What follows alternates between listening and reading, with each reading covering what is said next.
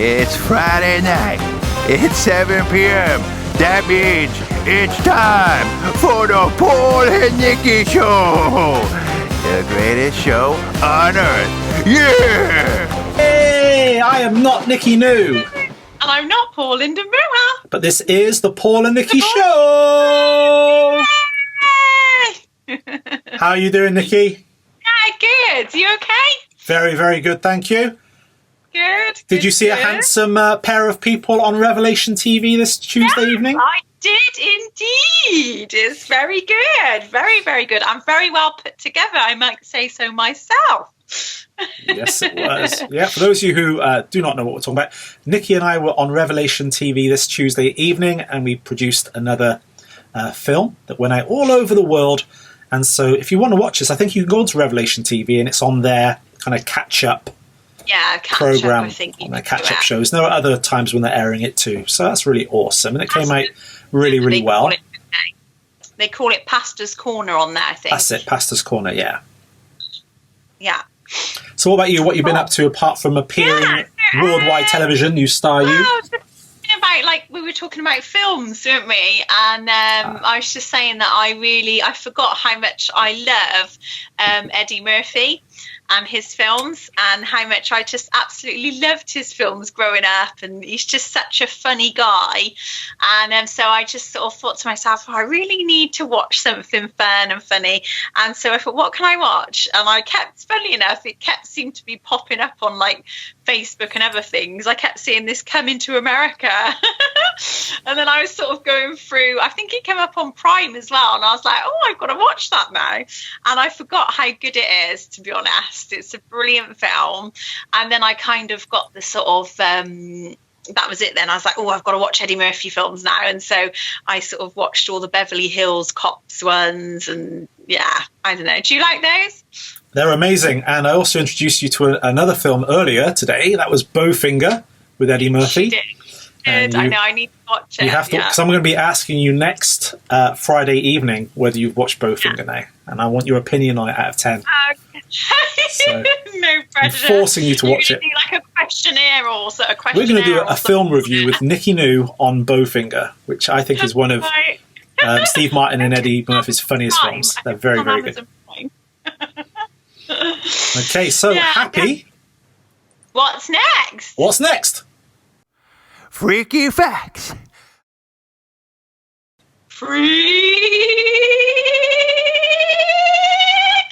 Freaky facts. Woo! Awesome. What freaky facts you got for us today, then, Nick? Okay.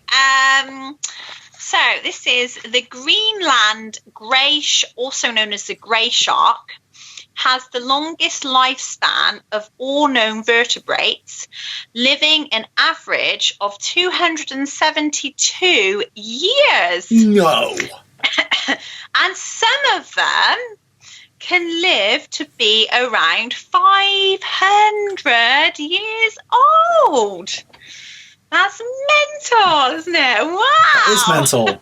So we were talking earlier about kind of enhancing human lifespans and reversing the age. And I was talking on to Dr. Faz Rana in America, who's a biologist, a biochemist or something like that. And he said that they're actually kind of doing experiments at the moment where they're able to stop people aging and actually reverse aging.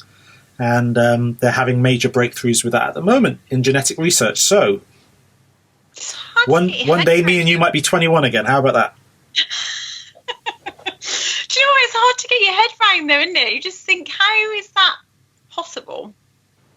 But, okay. Well, I guess if you can age one way, they can always age you back the other way if they know how to reprogram the cells. Would you like to do that, though? Would you like to be aged back the other way? Would you like... You would? Really? I'd love to be 21 again. Yeah, definitely. Really? Be as fit and as strong and as fast. Yeah, definitely. Get rid of all the greys. And hopefully my hair will grow back at the sides. Do you feel super old now, then? Nah, not super old. Not yet. But we're getting there. We're getting there. Oh, okay. What freaky fact have you got for it? Oh, aside from that one. Aside from... Oh, yeah, that was a bit of a freaky fact. Okay, so here's a freaky fact. Did you know that the longest time between two twins being born is 87 days. Ooh, wow. I didn't know that. Wow. How weird is that? Isn't it? So Strange, one of them how obviously popped out, and the other one decided to stay in there for another 4 months And or I so. can't imagine that would be extremely comfortable for a woman either, to be fair, because you just want it to come out. You'd be like, hurry up. How did that work? I mean, obviously, it probably went the full turn to 9 months. Did one come out like 87 days early, do you think? It doesn't tell me on the freaky fact, but... must do, because I thought after, like, you know, it hits a certain point, I can't remember exactly how long they leave it now, but they sort of induce a lady, don't they, if it's gone on too long. So I'm assuming that must be beforehand, yeah. So it's about 270 days it would have come out, and then another 87 days on top of that or something. Takes you to about 9 months, I think. So maybe one was premature and the other one then came out 87 days later. But that's pretty weird. To be twins, weird. Maybe they're identical twins, to be twins and to have different birthdays. Yeah, strange, isn't it? You just, I think for the, like, you know, obviously knowing what pregnancy is like as well, I think you just think, come on, just hurry up, get the baby out. Like, that's what the baby. Bizarre. Very freaky. Yeah. Okay, over to you, Nikki. Yeah. Okay. Okay, bees make honey by regurgitating nectar. Some people think nice, isn't it? Some people think that honey is bee vomit, which isn't exactly the case. Instead, the sweet treat is created through the regurgitation of nectar. But to me, that's kind of like vomit. That's vomit, yeah. After a bee sucks the nectar from a plant, it stores it in its stomach. Then it regurgitates it into another bee's mouth, repeating the process. Repeating the process until the nectar is ultimately deposited into a honeycomb. Bees then fan the honeycomb with their wings to speed up the process of evaporation. Then they seal the comb with a secretion from their abdomen until it hardens into beeswax. That's horrible. Just imagine two bees on a first date. They're eating their food. Come here, love. Yeah. Regurgitate into her mouth. And she swallows it down. And regurgitates it up again. And then she starts, producing what from her abdomen? So it says, regurgitates the nectar. After the bee sucks the nectar from the plant, it stores it in its stomach. Then it regurgitates it into another bee's mouth. That's disgusting. Repeating the process until the nectar is ultimately deposited into honeycomb. And what comes out of their stomach, their abdomen, you said? You said, like, turns to beeswax. Bees then fan the honeycomb with their wings to speed up the process of evaporation. Then they seal the comb with a secretion. Ugh. Just the word secretion. Not good, is it? Nice. Until it hardens into beeswax. Yeah, bees. Nature's grossest insect. Do you still want to eat honey? I don't eat honey anyway. It's horrible. Everybody's like, oh, honey tastes so lovely. I taste it. I'm like, what are you talking about? It's horrible. It's like lockets as well. People are like, oh, have a locket. It's lush. Oh, honey's really good for colds. You taste it. You're like, it's like a weird, bittery taste. Like lockets, but I know what you mean. They are a little bit sickly, actually. A little bit sickly now, yeah. So because I always imagined, kind of, obviously before I tried honey, I always imagined honey to taste like golden syrup, which I love. Golden syrup is amazing. Oh, I suppose you would love that because it's super sweet, isn't it? Really sweet. So I love golden syrup, and then kind of thought, oh, honey's going to taste something similar. And I tasted honey. I'm like, why are people raving about this? It's flipping horrible. Stay away from that. Do you know what? I personally would rather have honey over golden syrup, just because golden syrup for me would be way too sweet. Really? I like sweets, but I don't like sickly sweet. To me, if something's sickly sweet, it's like bleh. Okay. So personal choices. Okay. Yeah. Okay. What do you think, Iron Man? Do you think Nick is right? Iron Man says no.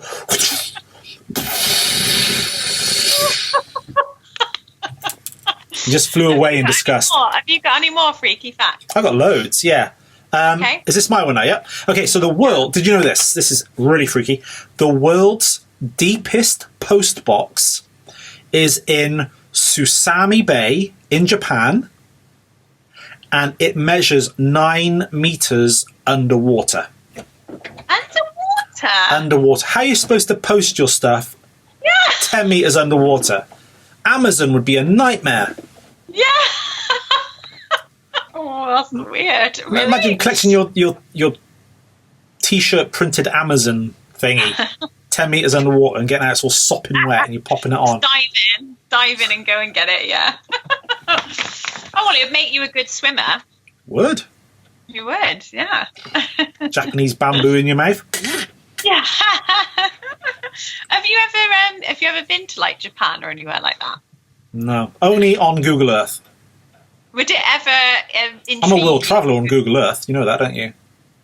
What, sorry? I'm a world traveller on Google Earth. Okay. I've been to pretty much everywhere on Google Earth. Cheating. That's cheating now. It's not like proper Yeah, traveling. I've got to fly that way, have you? So that's awesome. That's, that's like sort of calling like cyber games like real games in real life and stuff. And it's like, it's not real, is it? It's real to me. It's not real. No, but would you like to go somewhere like that, or would it not interest you? Sort of, no. I mean, when you see Japan in movies, it looks amazing. When you see when you see it in real kind of holiday programs, it looks sucky. It looks bad, and China looks really bad. Well, first of all, China's communist, right? And Japan. Japanese sort of fans out there, they're not going to like you very much.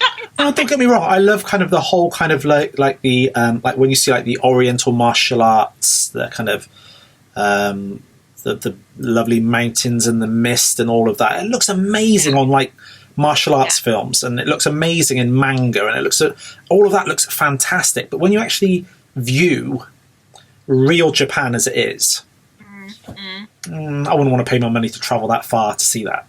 I'd rather see that on Google Earth. It's a bit like it might. Well, it's not quite the same, but what it's just put me in mind of is when I went to New York with your sister. Forget about it. Absolutely loved it. Yeah. The only thing I was a bit disappointed with was their Chinatown. The Chinatown on the films looks amazing. Looks really, really good. But you go there like in real life, and it's kind of like, oh, this is disappointing. This is really, it just looked really run down, really kind of rough, and I was really surprised because everything else in New York is brilliant and like awesome. Don't get me wrong, it's a brilliant sort of trip, but yeah, a bit disappointing the Chinatown side of things, and yet it looks brilliant in films. So. Have you been to Chinatown in London? Now, did you prefer Chinatown London? You know what? I actually did. Yeah. I would say that Chinatown in London, proper Chinatown, isn't it? Like which you knew about that I wasn't struck on, but actually looking at it and what they've done with it, I would say it looks much better, and it's got much more of an Oriental feel than the one in New York. Yeah, it's kind of it looks as you imagine it to, with all the like I don't know what they call them, but those are like the big red arches and. Everything, as you said, looks very kind of Oriental with a lovely... Have you ever seen the Karate Kid movie? It's like Mr. Miyagi's home, where it's got the green tiles and the red beams and all that. It looks like that everywhere. And so I really love Chinatown in London. But yeah, I've not been to the one in New York. But yeah, so not up to scratch, New York. Come on, New Yorkers.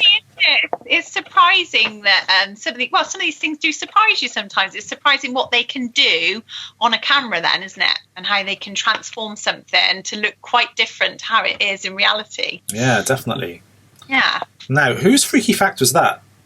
That was yours. That was mine. It was underwater. Now it's your turn. You got another one? No, you are about 1 centimetre taller in the morning when you first get up than when you go to bed. Okay, cool. This is because during the day, the soft cartilage between your bones gets squashed and compressed. Ooh. So I should measure myself next to you in the morning. I'll be even taller. I was going to say, no, actually, I must have measured quite short because of the cartilage and everything being squished. So I'd be better off. You got sponge-like cartilage. Nicky, for our viewers, right? Nicky always claims to be 5'7", And so I've asked her to take her boots off because she has these ridiculous heels which are about this big. So take your boots off. Let's see how tall you really are. And when she did stand next to me, she kind of came up to my shoulder. It was like 5'5" max. 5'5" max. You're underestimating that. It was definitely taller than your shoulder. I was surprised though, because generally you're shorter than me. Generally, so no, I'm not. That's in your mind. So I think I'm about 5'9.5". I think maybe 5'10", but 5'9.5". 5'10" with my hair spiky. Your hair spiky. I know. Perhaps that's why when we do filming, you don't like it when I do my hair really big. That's what it is. I know exactly. You always say, have your hair flat. Now I know why. That's what I say to people. People come to me and say, Nick is so tall. I'm just like, it's just all hair. It's all hair. That's all it is. It's just hair. Ah, you've given that away now. It's Nick's beehive. He's trying to bring the beehive back to look taller. Okay. All right. Have you got any more? I've got one more. In 2007, an American man named Corey Taylor tried to fake his own death in order to get out of his cell phone contract without paying a fee. Of course, it didn't work.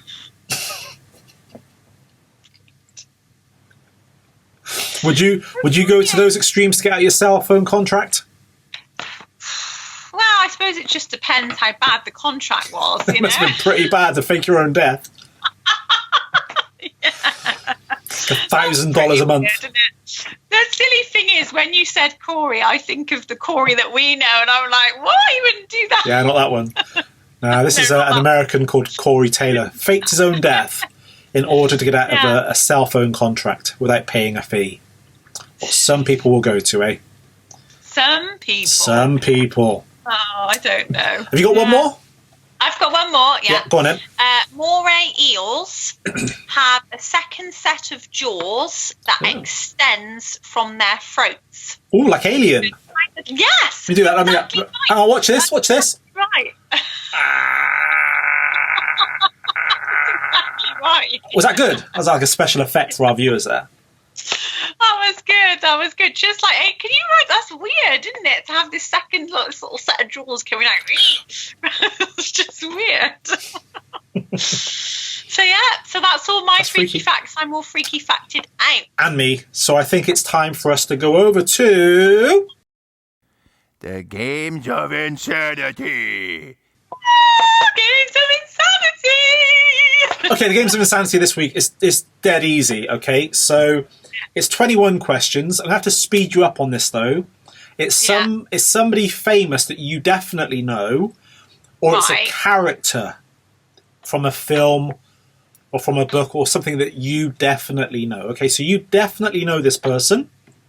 Yeah. And you got 21 questions to ask, any question you want, but I can only answer yes or no. And you have to guess the person by the end of the 21 questions. If you do, then you get to keep... He's returned! Mr. Spoonie! We haven't seen Spoonie for many, many, many years. He's been in... he's been in lockdown. He's been keeping away from all the other spoons out there. So he's been very, very good. He's with us today. Well, he's been very good, very well behaved, Mr. Spoonie, so that's good. Okay, so 21 questions. Okay. Off you go. Okay, is this person actress? No. An actor? No. A singer? No. Is that a no? That's a no. No singer, no. Right. A presenter, TV presenter? No. Oh. Do I know this person personally? No. Really? Remember, it can be a real life person or a character. Okay. So think a cartoon. Is this off a cartoon show? Yes. Right. Is it like a kids' cartoon show? Yes.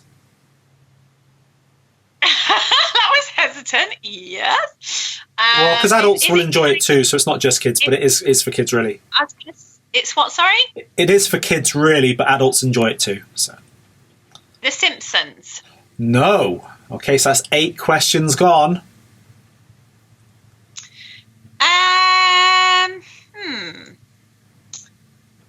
Family Guy? Nope. Oh, a cartoon. I'm just trying to think of cartoons. Have to speed you up a little bit. Okay, hang on. Okay, so it's for kids and for adults too. Is it like is it like an animal off a cartoon, like an animal? Animal? No, it's a human being in a cartoon. So that's 10 questions gone. You've got 11 questions left. All right. So a real human being in a cartoon. Maybe ask about their appearance. Is it right? Okay. Okay. Are they are they yellow? No. No, that's okay. Wow. I was trying to think off the top of my head. So what they look like, where they're from. Yeah. Okay. How they speak, that type of thing. Are they from American? Yes. American. Yes. Yep. American. Okay. Is it an American female character? No. No. So it's an American male character. Yes. Ooh, 7 questions left. So, okay. And you say that I really like this. No, I just said you know this. I know this. This cartoon. Ask questions about their appearance, what they look like. Yeah. Okay. Are they big? They can be. How many 6 questions. Like 6 left. 6. Right. Okay.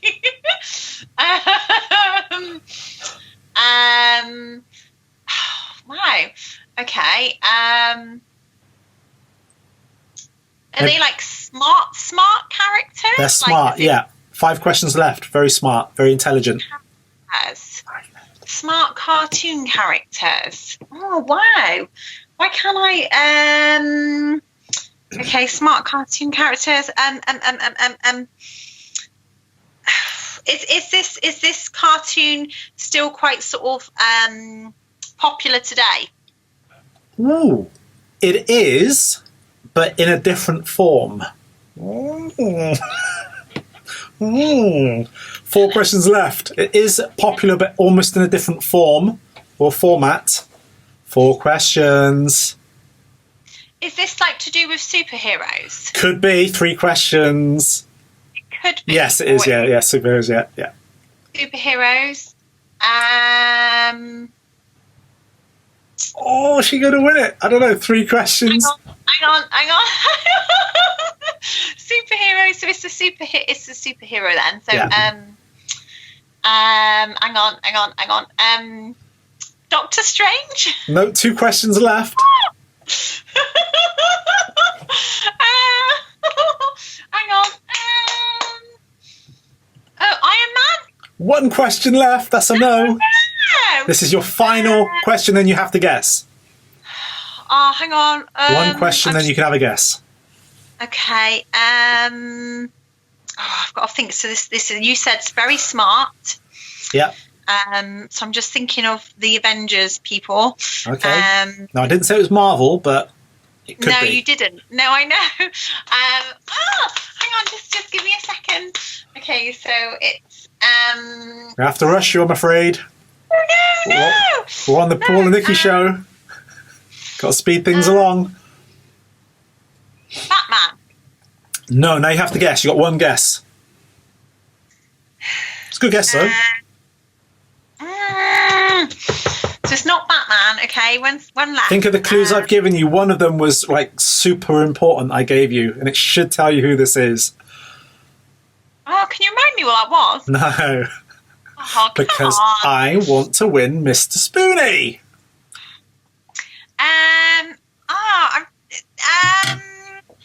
Hang on. Let me just think. I have to give you 5 seconds. You got to guess. 5, No. 4, Thor. 3. Thor. No, it's not. It was, in fact, Bruce Banner, the Hulk. Do you know what? I was going to say the Hulk, and I thought no, because... Well, it had to be Bruce Banner because you said to him, you said, is he... The clue that should have given it to you, you said, is he large or is he big? And I said, he can be. Oh, no. Ah, so Paul wins Mr. Spoonie for the Games of Insanity. Yes. Naughty. Well done, no, good effort. You nearly got there. I think a couple more questions, you'd have done it. I was initially just kept thinking of the only cartoon that kept coming into my head was The Simpsons, and I was just like, oh, I can't get The Simpsons out of my head. I used to watch the Hulk cartoon growing up all the time. That was one of my favourite cartoons growing up. Hulk and Spider-Man. Right. Yeah. I actually was going to say Spider-Man, but I thought, Yeah, he's another smart guy. Okay, let's go over to Joke of the Week. Go on, Nick. Okay. And remember to raise the eyebrow of anticipation. Yeah. Okay. Go on then. Is it you going first? Shall I go first? Yep, I got 3 this week. Okay, so okay. I've got 3. Okay, here we go. Whew. It's the way I tell him. Just like that. Okay. To the guy who invented the number 0, thanks for nothing.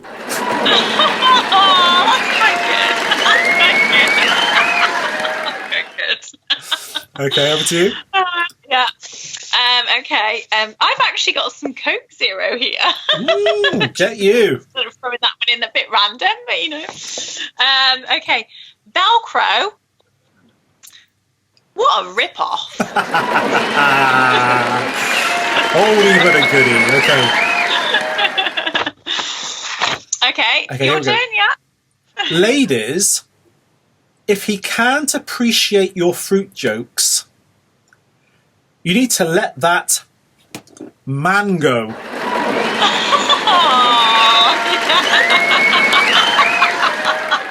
Okay. Do you like mangoes? They're all right. Yeah, they're okay. I can't say I've ever had one just as a mango. I've had it like chopped up in other stuff, like a fruit salad. Yeah. But yeah, I think it's not quite nice. You? Yeah, I quite like mangoes. Yeah. Okay. I was in the army once, and the sergeant said to me, "What does surrender mean?" I said, "I give up." Okay, I've got another one. So what if I don't know what the word apocalypse means? It's not the end of the world. You got any more? Yeah, one more. Go on then. Okay. You know, somebody actually complimented me on my driving today. They left a little note on the windscreen. It said, "Parking fine." So that was nice.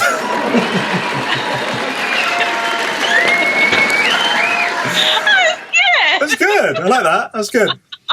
Okay, I got one more here. This is my final one now. Yeah. I don't trust stairs because they're always up to something.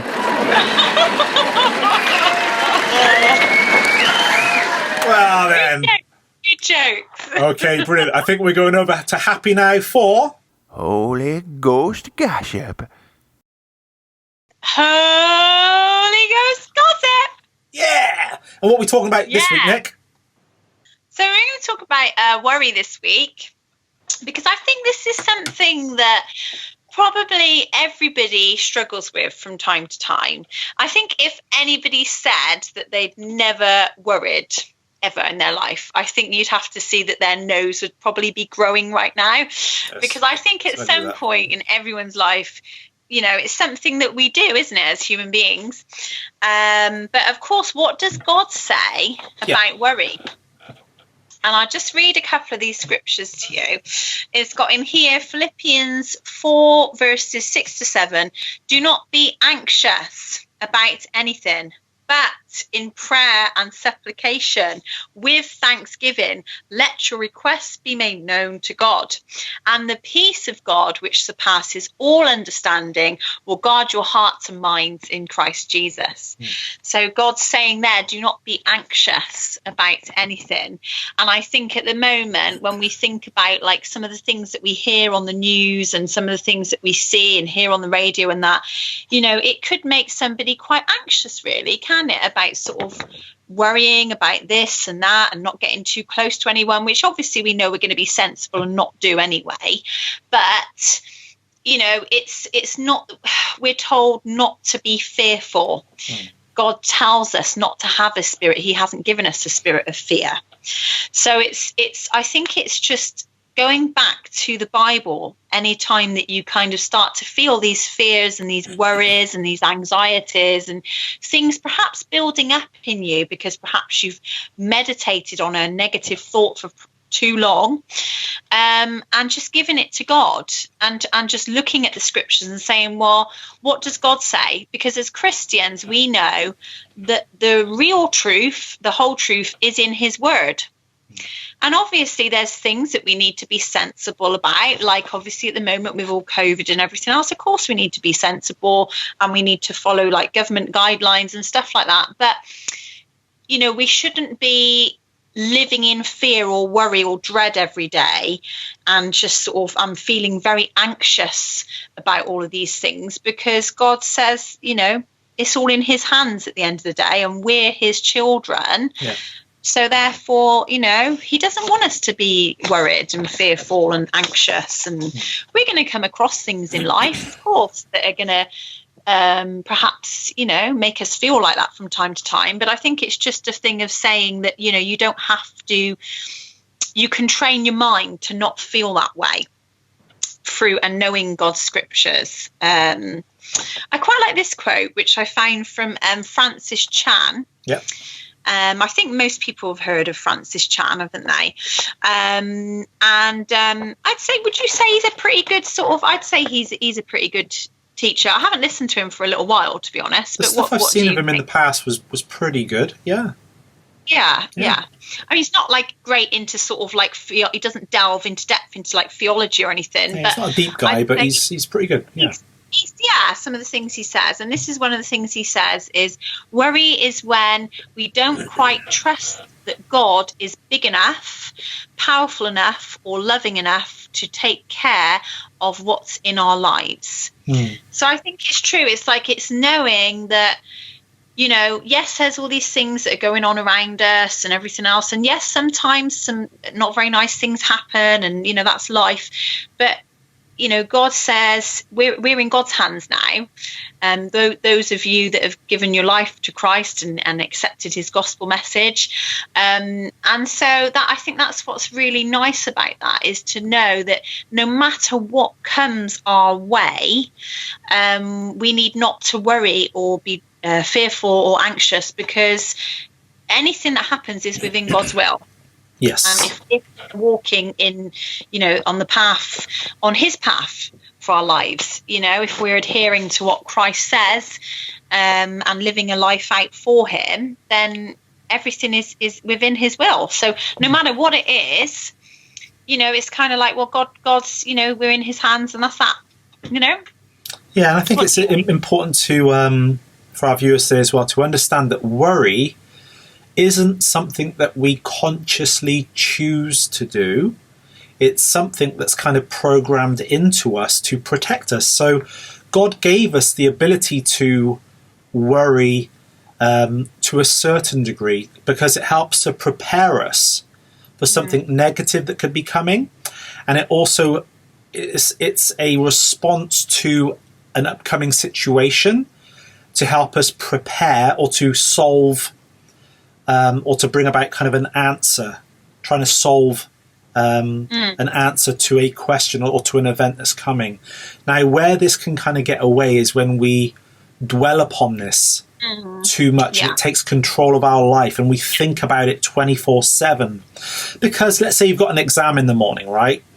You're going to be, the worry kind of thing is going to kick off. Will I pass it? What are the questions going to be? There's going to be that certain level of anxiety. Well, that's normal.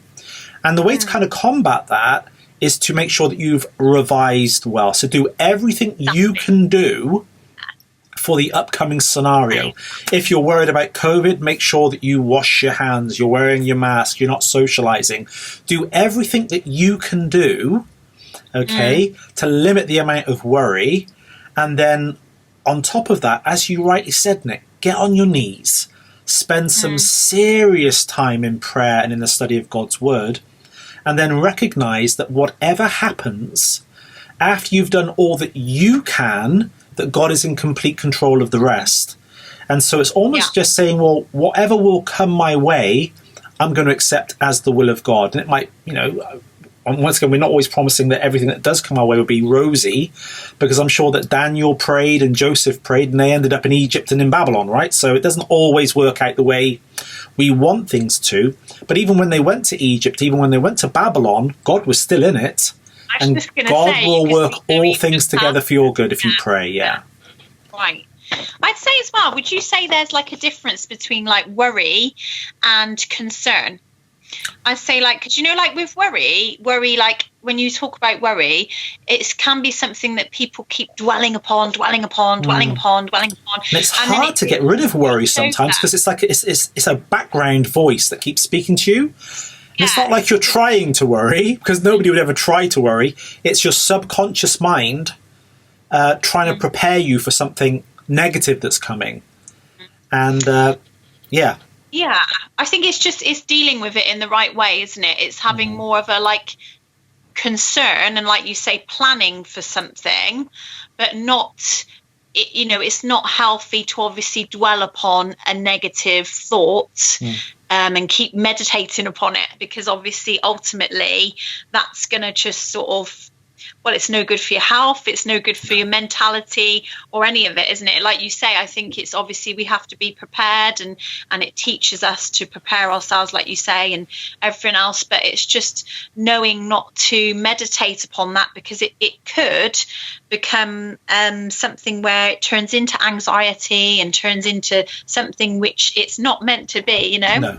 And it becomes a habit in the end for a lot of people, and that's where it gets really, really serious. So, my 3 pieces of advice. Number 1, understand kind of thing that it's your subconscious trying to prepare you for the future. So make sure that you are well prepared. Whatever the situation is, make sure you've done everything you can to prepare yourself for that. Number 2, obviously, is pray and commit everything and hand that over to God. And, once you've kind of done everything you can, and once you've handed everything over to God, if the voice of worry keeps on popping into your mind, do the 3rd thing, and that's rebuke it. Say, I don't want to listen to you anymore. Get behind me in Jesus' name. And keep on speaking to it and say, listen, I've prepared. Listen, I've prayed. That's all I can do. That's all I'm going to do. So speak to that voice and say, get behind me in Jesus' name. And then leave it at that. And if you keep on resisting it, eventually that voice will fade into the background. I think the more somebody doesn't do that and they start listening to it, and it grows. It can become a control thing, can't it, as well? So I definitely agree with you on. Don't feed the monster. If you feed the monster gets bigger. That's right. Exactly right. Yeah. Okay, happy circumstances. Yes. What's next? Oh boy, it's time for the Pie Face Challenge! It's time for the Atomic Pie Face Challenge. And it is currently 2-1 to Mr. Paul. So can Nicky pull one back today? Has she been practicing or not? I haven't. I don't get time to practice. I wish I did. She says that, folks, but I wish I did. I don't. We know the real Nicky, don't we? Okay, so I've got my cup of Coke with my Paul and Nicky Show mug. Check that out. Look at our merch, folks.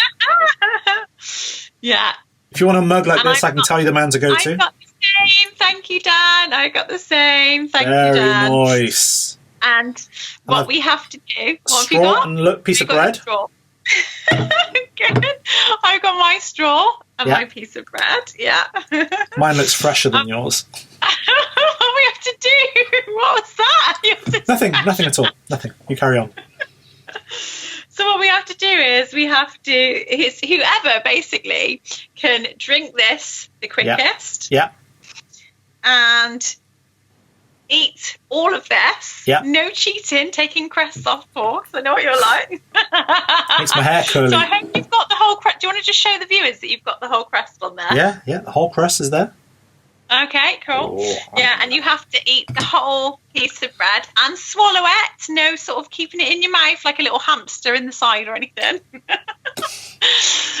then it's whoever does that the quickest and says pie face challenge and is then obviously wins. Hey. No drinking it yet. You're drinking it? I'm preparing. Okay. So, do you want to start? Do you want to say ready, set, go? Hey, ready, set, go.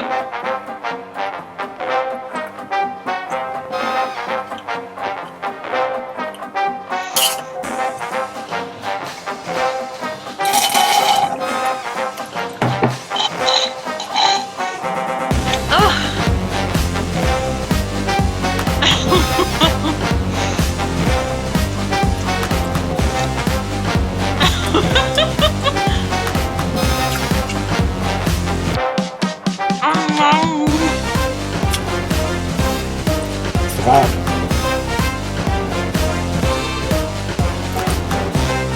Don't want to go down.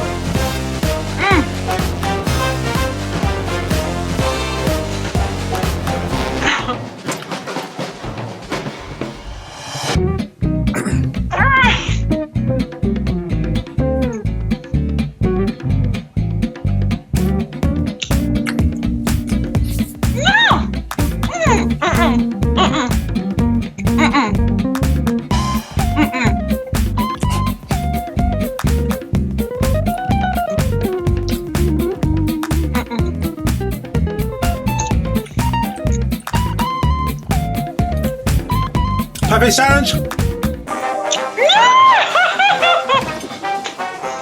I won again. Yes. A little victory dance for you guys. I can still feel the bread going down my throat. Oh. You finished? Yeah, it's fine, Oh, but well it's done. just, I can feel it like here. It's like, ugh. Well, Mr. Spoonie, we won the Games of Insanity. We won the Atomic Pie Face Challenge. The points are now 3-1 to Paul. Looks like you are getting pied, Nicky. Poor Nicky. Cry a river. I'm not that sad, trust me. Iron Man has returned It's not fair, guys. Come on now. to celebrate me. Thank you, Iron Man. Your help again, Dan. I do need deserve your the help, win. Dan. Thank you, Tony Stark. Okay, until next week, guys. God bless you. Have a wonderful week. Bye. Thank you so much for tuning in to today's show. We hope you like it. Now, what would be really nice is if you would subscribe to our channel and told all your friends about us. This would advertise our show for free. And it would be really nice if you could do that for me. The Paul Nicky Show, the greatest show on earth. Woohoo!